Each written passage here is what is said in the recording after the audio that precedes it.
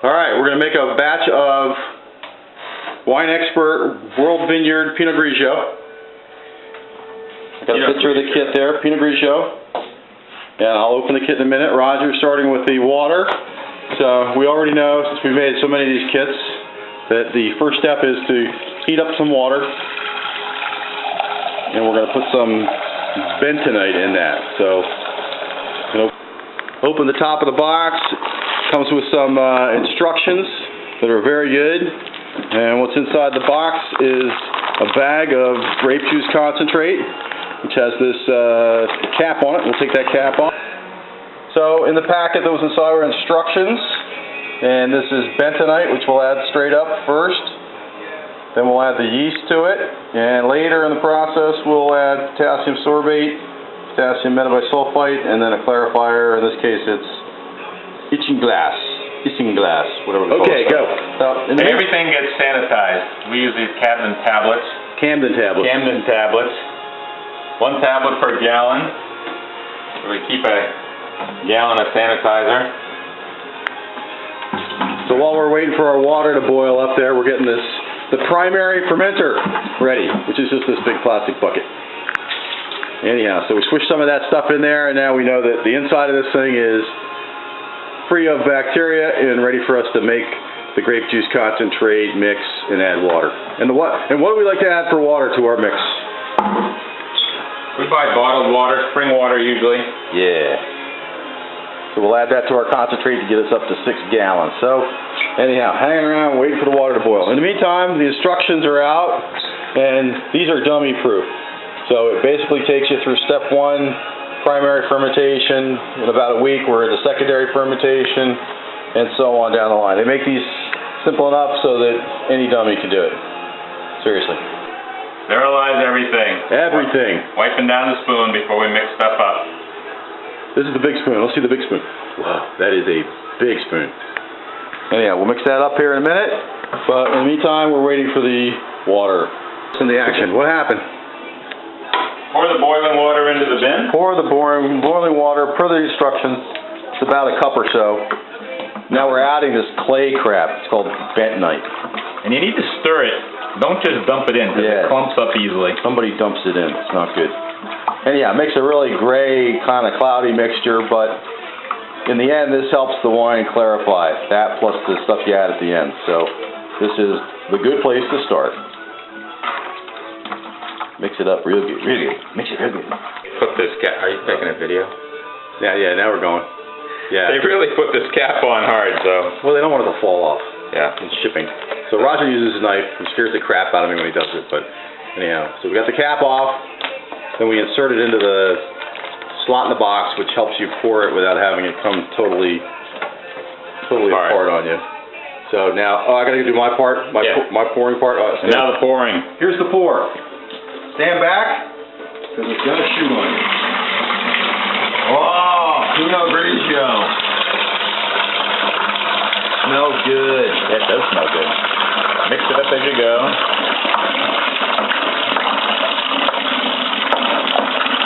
This kit, some of these concentrates come in like a 4-gallon kit. This is a 2.6-gallon kit, so we'll end up with 2.6 gallons of grape juice concentrate, and then we'll add water to get it up to a fully reconstituted 6 gallons worth of grape juice.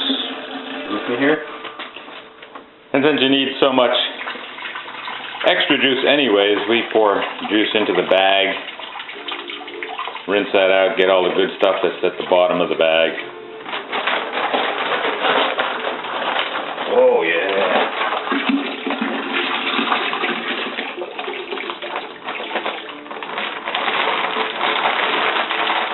Depending on what kind of a pail you got, you could calibrate it if you want. But we know that we end up adding water up to this rim, just below the rim, which makes 6 gallons for this sort of standard beer and wine pail. Sanitizer? Yep. Okay. Next item. Now that we're all the way up to 6 gallons, we want to measure the specific gravity, which is how much sugar is in there, because the sugar turns into alcohol. So we take our hydrometer, And the kit tells you to do it in a test tube, but we just drop it in the bucket here. And let her float and see what the specific gravity is. And the kit will give you a range of what the specific gravity. This kit says between 1.08 and 1.097. Roger will tell us exactly what the specific gravity is. It's like 1097, so that's good. Wow. Okay. And of course we sanitized it first, you noticed that, right? Okay, so we're fully mixed, and it's time to do up. Put these yeasts in here, let them do their thing. Let me see this little packet here. Oh, a cute little packet of yeast. Okay, dry yeast. Sprinkle it on top. Go, little yeast, go. Make sure you put the bucket up high so you can siphon it and rack it later into a lower thing. Right. So in about a week, after this goes and ferments away, then we'll rack that down into a lower glass. These things in the back are ones that we have from another batch, but we'll within a week we'll put it into a thing like carboy like this one here. And at this point, we put a cover on it, loosely, and let the yeast do their thing there. Go Pinot Grigio. Go Pinot Grigio. Well, one last thing, we take notes as we're going along here. So like during the steps here, we wrote down what our specific gravity was. I like to take a note of what kind of yeast we put in there, just for the record. And off of the box, we took the type of wine that we're making and peeled that label off and put that over here so we know that this record goes with the Pinot Grigio. If you're working on multiple batches, sometimes it's good to put what you're working on these things and put them in a thing so you know what goes with what.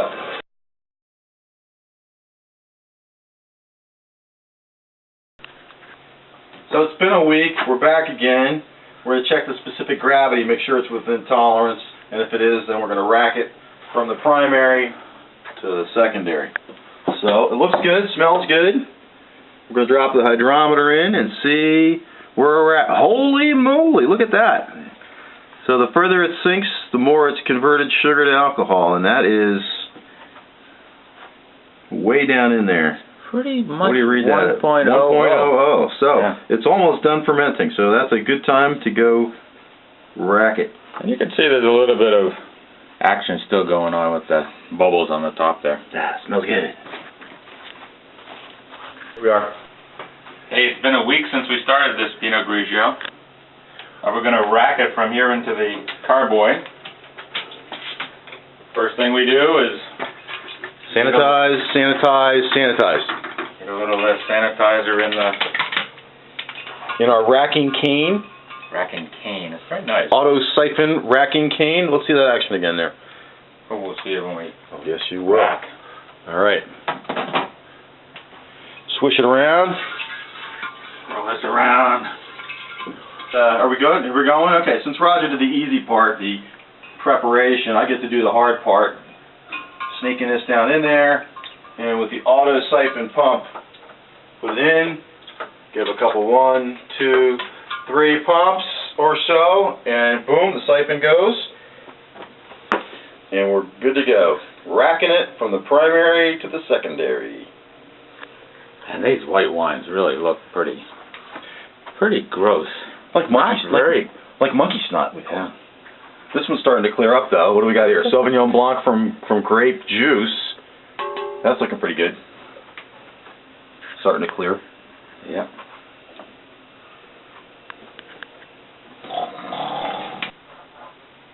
Okay, we're getting towards the bottom. Towards the bottom, we tip the bucket over the primary, and you can see the lees, the gunk at the bottom. So we're trying to keep out of that. Leave all that stuff we can behind. It's not good.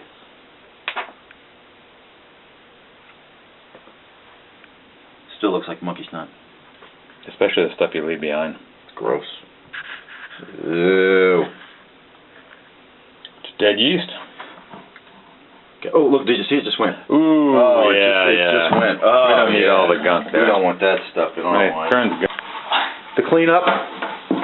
Clean up. Wipe it down. Wipe it down, sanitize it. Throw some sanitizer and ready for next time.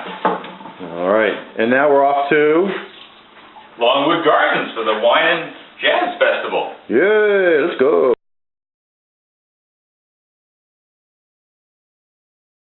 No, now you're going. Hello, hey, looks like we're ready for the third step, stabilizing the wine. We got our wine thief. A thief? It's this cool thing. We're cleaning it, of course. Everything gets cleaned. It has a little valve on the bottom. Yeah, let's just do that right on the floor. Yeah.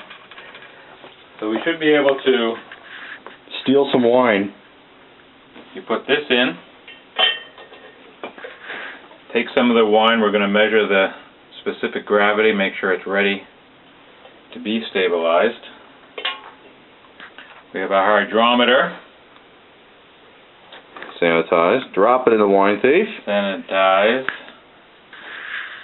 Goes in here. It should be a little bit, yes. It should be at lighter than 1.00, so that's pretty good. That's 0.991, 0.992, so that's good. Good. So we're ready to stabilize. Which means we're going to add some packets of stuff to it. We're going to add the packets they gave us of potassium sorbate, potassium metabisulfite, and in this case, another clarifier etching glass. Sometimes it's Cheeto sand, sometimes it's etching glass. Anyhow, Roger's putting that back in there, draining it so we don't lose any. Now we're recording. Here we go. Okay, get a little spring water. We don't use tap water. No tap water. Mix these guys in here. These are the stabilizers. Put that in about, what, a half a cup or so of spring water. Mix it up.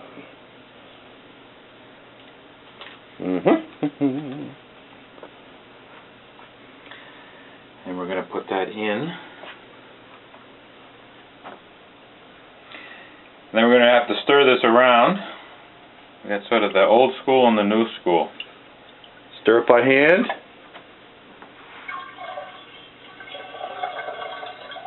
Wonderful. Wonderful, wonderful. We use the back side of the big spoon here. Whoa. The big spoon. This is what they call it degassing. There's a lot of gas in here. Whoa, that's gassy. It's making me want to burp. So there's a lot of carbon dioxide trapped in the wine from the fermentation process. So in this process we're stirring in the stabilizing chemicals and kind of trying to excite out of it the gas here. Roger gets a little excited at this step, stirs the crap out of this thing, and all of a sudden, boom, we have Mount Vesuvius, and it just goes and overflows several times. It has happened before. Yes, it has. So actually, this is the old school method. The new school method, we have a paddle. Hey, where are you going? We have a paddle on the edge of a drill, and we put that down in here and we agitate it. We'll see if Roger has that. Alright, so we're back to manual agitation because we realized that the drill stir does not fit in the throat of this particular carboy. So Roger's doing a really good job getting the carbon dioxide out of here. In a minute we'll add the other stabilizer. Wow, go to town, brother. I'm getting tired just watching you. I'm getting tired doing it. So this is the mixer that we normally use. Yeah. Goes in, you put it on the end of a drill. The paddles open up when it spins. Very cool. It does a really good job getting the gas out. Super agitator. We have a couple of different carboys. This one, it doesn't happen to fit in. And we got a version of that which was plastic and then it ended up breaking on us. It broke, yeah. Yeah, it broke. But anyhow, the old manual back of the spoon method, tried and true, does the job. Whew. But it's good to be drinking while you're doing it. Hey, don't break that spoon now. Whew. And all the sediment that was on the bottom we mix back in. Ooh. And that'll settle out when we put the isinglass in. Yes, it will. Then we'll get to one of these stages here, like this one we have. That one, let's see, it's about a week ago, right? Got that one stirred up. Yeah, it looks pretty clear. And it's clearing up, and you can see there's still some stuff set to the bottom there. So that's where we'll be in a couple weeks with this one. So after stirring it up, now we're adding the last stuff, which is gross. Isinglass. Isinglass.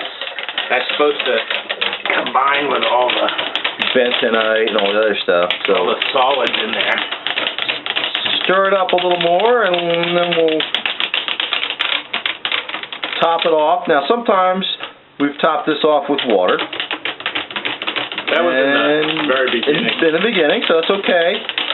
But generally you want to try to get up as close to the neck here as you can to keep the air contact down. So we'll put either water, or we'll put some, nowadays we just put a couple other bottles of wine that we have laying around in there.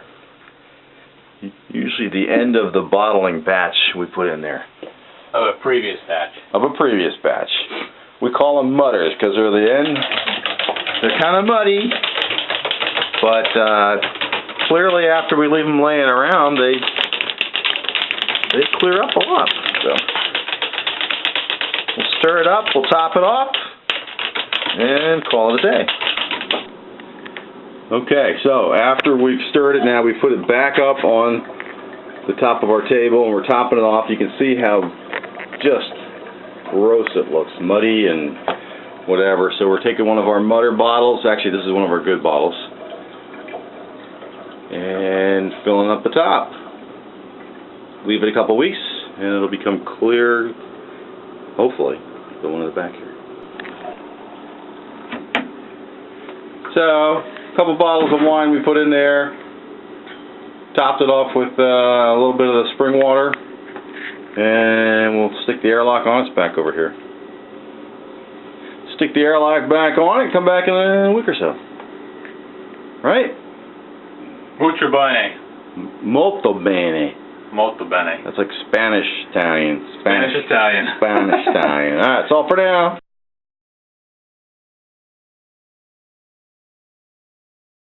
Yes, you should. Confess. Hey, we're back to the next step. The wine has been clarified. It's been sitting here for several weeks. It's beautifully clear. You can see your hand through it. Oh my gosh, yes you can. That is impressive. With the whites, you can do that. With the reds, it's pretty hard to tell. This one's very clear too, but you can't tell. But nope, can't tell. So this actually is a different wine than when we started this video, but this is dry Riesling, and we're going to cleanse our bottles, clear some equipment, and then start bottling. And what's this wine destined for? This is our dry Riesling destined for John and Allie's wedding. How cool is that? Am I on? Now you're on. Okay. So here's our racking cane that we used to transfer the wine before. It's the same thing. Now we have a filler. There's different kinds of bottle fillers. This one, when you pull up on the tap, it lets the wine out into the bottle. So you can just stick it on top of the bottle and pick it up. So we're going to attach this on the rack, and then we'll clean this. Like sanitize it? Yes. With our sanitizing liquid? Yes. Which is 1 Camden tablet in 1 gallon of water. Then we'll sanitize the bottles. Over here. Slosh them up, spit them out, put them on the drying rack. The bottle rack, and then we'll fill them up. Let's do it. Alright, now we're getting ready to clean up some bottles. So we got a little bit of cleaning, sanitizing fluid in the bottle. Shake it up. Pour it in the next one. Put it on the drying rack. And the bottles are supposed to be clean. This just makes a last pass at sanitizing it. Sanitize early, sanitize often. I hear music in the background. What is that? Jazz. A requirement while bottling.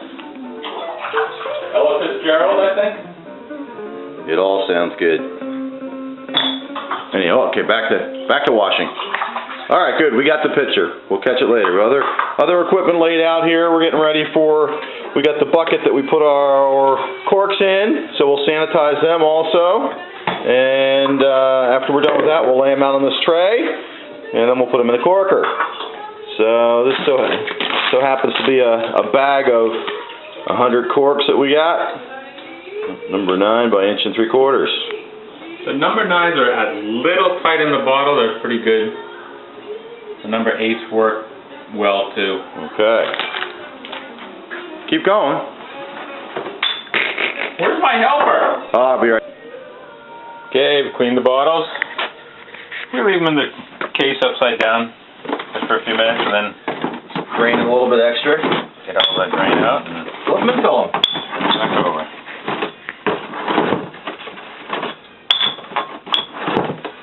I'll go, what? What are you doing standing up? We got the racking cane. Got the rack and cane. We're ready to fill up some bottles now. We'll take the bung off there. You really don't want to disturb it, so it might be more convenient over here, but we just leave it where it is. Try not to move it for the last few weeks. Plunge it in. Not all the way. Roger gets ready on the bottle down there. All right. Okay, as long as you got the top of this filler down, it fills. Stop. Of course, one of the things about winemaking, you've got to have a sample to make sure it's good. Required. Quality checking all along the way. Verification. Does it taste like? Tastes awesome. White wine. Tastes like white wine. All right. Back to filling. If you're really good, you could fill them in the case. We usually take them out, so you can really see how far up it's going in the bottle.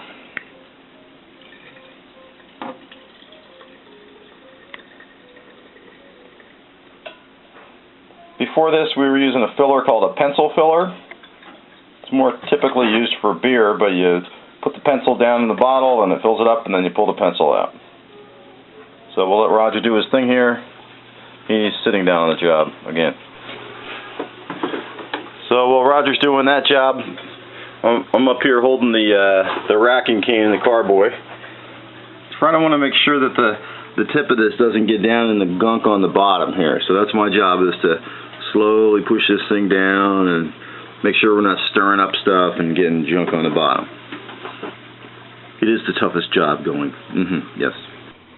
So when we get to the bottom, we kind of tip the carboy over a little bit here. Try to get the very last bit out of this bad boy without sticking it in the mud there. But speaking of mud, some of these bottles we designate as mudders, and we keep them behind because there's a little bit of silt in them. And we use them to top up carboys after we mix them. There's some for the next batch. For the next batch, there'll be some room in the top. So if we had another white going, we would pour that on top of the white to top it up and minimize the air in the carboy. Okay, back to sanitizing the corks. You just put it in a bowl, stir them up. Some sanitizing fluid in here. Coats them a little bit. What? Oh, I gotta talk too? Alright. Gotta clean everything up. What is that? That's mostly dead yeast. Gross. And other settlement junk. I don't want to drink that. Clean it up, get it ready for another batch. Wow, that's disgusting. It is really thick. Alright. Otherwise, the corks are ready to go. Now we get ready to move on to phase 2 there. I got the floor corker set up. The bottles are here, ready to go. The corks are there. And we'll slam some corks in. Alright, go for it. Floor corker's awesome. Put the cork in top. Put that guy, pop them in there.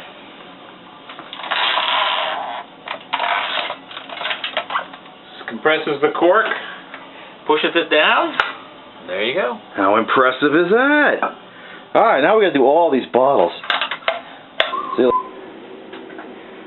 Everything's all corked up. Time to get some labels on those bad boys. Of course, we don't have any of them, so maybe next time. Okay, after a month, a little bit of work, enjoy your wine. Salute. Salute! And remember to reuse your bottles. Finish the bottle, rinse them out, make another batch, have some more wine.